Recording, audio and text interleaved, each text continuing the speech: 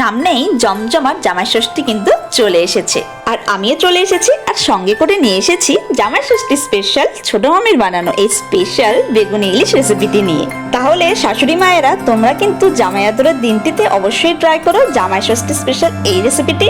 নমস্কার, আমি সোনামণি, সবাইকে স্বাগত সোনামণির রান্নাঘরে। আশা করি সবাই সুস্থ আছো এবং ভালো আছো। আর ছোট মামি কিভাবে বানালো এই অথেন্টিক বেগুনি ইলিশ রেসিপিটি সেটাই কিন্তু আজকে আমরা পুরো ভিডিওটিতে দেখাতে চলেছি। চলো তাহলে একটু দেখে নেওয়া যাক।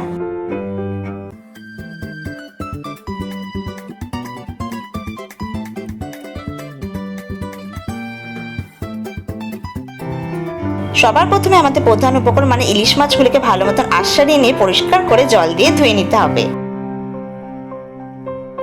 এবার কিন্তু আমাদের মাছগুলোকে ম্যারিনেট করে রেখে দিতে হবে। আর ম্যারিনেট করার জন্য আমরা নিয়ে নিচ্ছি পরিমাণ মতো লবণ, পরিমাণ মতো প্রায় 1 চামচের মতো হলুদ গুঁড়ো,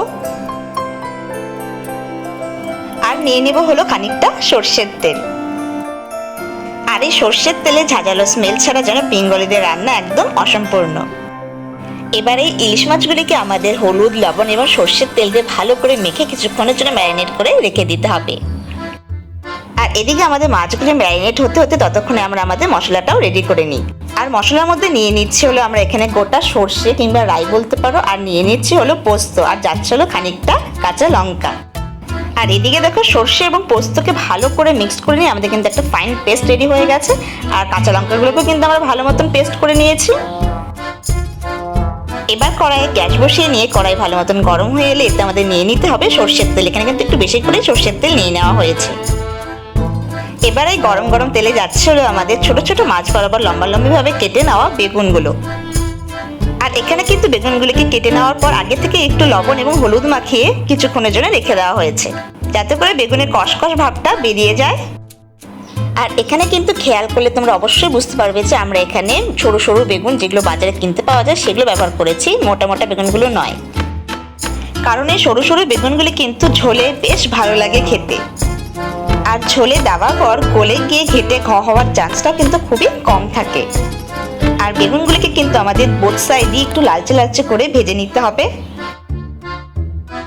আর এদিকে দেখো বেগুনগুলি কিন্তু আমাদের দুপাশ থেকে ভালো মতো লালচে লালচে হয়ে ভাজা হয়ে গেছে। এবার কিন্তু আমাদের বেগুনগুলিকে নামিয়ে নিতে হবে।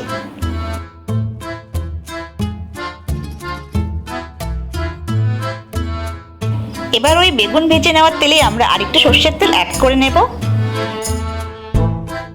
আর এবার এখানে ফোড়নের জন্য দিয়ে দেওয়া হচ্ছে হলো 2টো শুকনো লঙ্কা এবং খানিকটা কালো জিরে। এবার শুকনো লঙ্কাটা লাল লাল হয়ে যাওয়া পর্যন্ত আমাদের একটু অপেক্ষা করতে হবে। এদিকে দেখো আমাদের ফোড়নও কিন্তু একদম ভালো মতন চলে এসছে। এবার আমরা এতে দিয়ে দেবো আমাদের বেটে রাখা কাঁচা লঙ্কার পেস্ট। আর পুরো রান্নাটাই যেহেতু আমাদের এখানে কাঁচা লঙ্কা দ্বারা সম্পূর্ণ হচ্ছে, তাই এখানে কিন্তু কাঁচা লঙ্কার পরিমাণটা আমরা একটু বেশি করে নিয়েছি। কিন্তু এক্ষেত্রে ঝালের পরিমাণটা পুরোপুরি তোমাদের উপর নির্ভর করছে। তোমরা তোমাদের নিজস্ব স্বাদ অনুসারে ঝালের পরিমাণটা নিয়ে নেবে। আর এখানে লঙ্কার পেস্টকে কিন্তু আমাদের ভালো করে একটু কষিয়ে নিতে হবে। আর কন্টিনিউ কিন্তু আমাদের লঙ্কার পেস্টটাকে নেড়ে যেতে হবে যাতে করে নিচ থেকে লেগে না যায়। আর এদিকে দেখো লঙ্কার পেস্ট কিন্তু আমাদের একদম ভালো মতো ভাজা ভাজা হয়ে কষিয়ে নেওয়া হয়ে গেছে। এবার আমরা এখানে অ্যাড করে নেব আমাদের জল। আর এখানে আমরা প্রায় 2 বাটির মতন জল নিয়ে নিয়েছি। ভালো করে একটু নেড়ে নেব যাতে করে লঙ্কার পেস্ট এবং মশলাগুলি ভালো মতন ঝোলের মধ্যে অ্যাবজর্ব হয়ে যায়। আর ঝোল হালকা ফুটতে শুরু করলে আমরা নিয়ে নেব পরিমাণ মতো লবণ।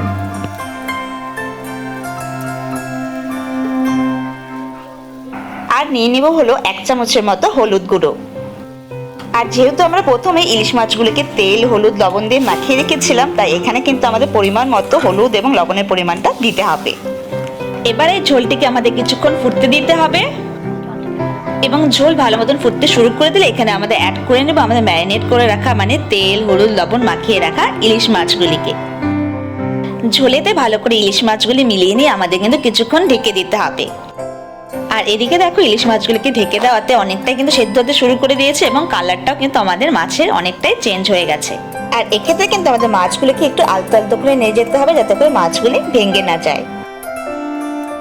আর এই পর্যায়ে আমরা অ্যাড করে নেব আমাদের ভেজে রাখা বেগুনগুলি। আর বেগুনগুলিকেও ভালো করে একটু ঝোলের সঙ্গে মিলিয়ে নিয়ে আমাদের কিছুক্ষণ একটু নেড়ে যেতে হবে, মানে ফুটতে দিতে হবে। আর বেগুনগুলি কিন্তু অনেকটাই ঝোল টেনে নেয়, তাই এই পর্যায়ে আমরা অ্যাড করে নেব আমাদের সর্ষে এবং পোস্ত বাটার পেস্টটি। আর যেহেতু আমাদের এই বানিয়ে নেওয়া সর্ষে পোস্তর পেস্টটি অনেকটাই ঘন, তাই আমাদের কিন্তু একটু আলতো করে নেড়ে যেতে হবে যাতে করে মাছগুলি ভেঙে না যায়। তাই এক্ষেত্রে কিন্তু আমাদের একটু আলতো আলতো করে ঝোলের সঙ্গে সর্ষে পোস্তর পেস্টটি মিলিয়ে নিতে হবে। আর এবার কিন্তু গ্যাসের ফ্লেম আমাদের একদম মিডিয়াম রেখে কিছুক্ষণ ঝোলগুলিকে আমাদের এইভাবেই ফুটতে দিতে হবে। আর তোমাদের যদি সত্যি আমার শেয়ার করা রেসিপিগুলি ভালো লেগে থাকে এবং হেল্পফুল বলে মনে হয়, তাহলে অবশ্যই প্লিজ একটু সাবস্ক্রাইব করে দিও। তোমাদের এই ছোট্ট উদ্যোগ আমাকে আরও মোটিভেট করবে তোমাদের কাছে আরও নতুন নতুন রেসিপি তুলে ধরতে।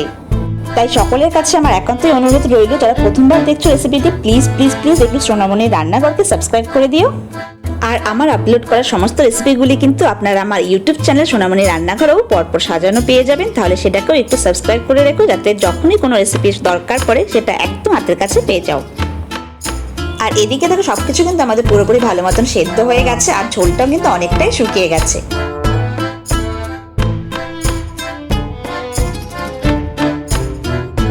আর এবার আমরা অ্যাড করে নেব গোটা কয়েকটি কাঁচা লঙ্কা।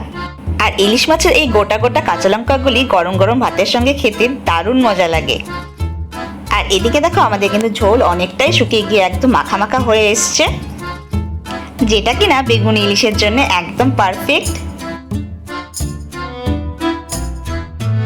এবার উপর থেকে ছড়িয়ে নিব খানিকটা সর্ষের তেল।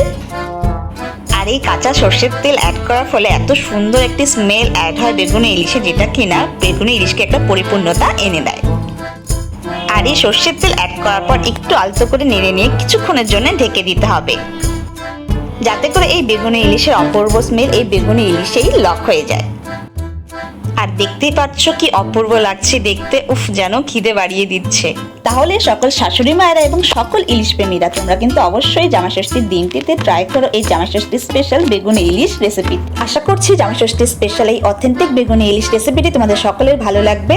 যদি ভালো লেগে থাকে তো অবশ্যই একটু লাইক এবং বন্ধুদের সঙ্গে শেয়ার করে নিও, এবং তোমাদের কি মতামত রেসিপিটিকে ঘিরে কমেন্ট সেকশনে অবশ্যই একটু কমেন্ট করে জানাবে। দেখা হচ্ছে নেক্সট ভিডিওতে। Thank you for watching.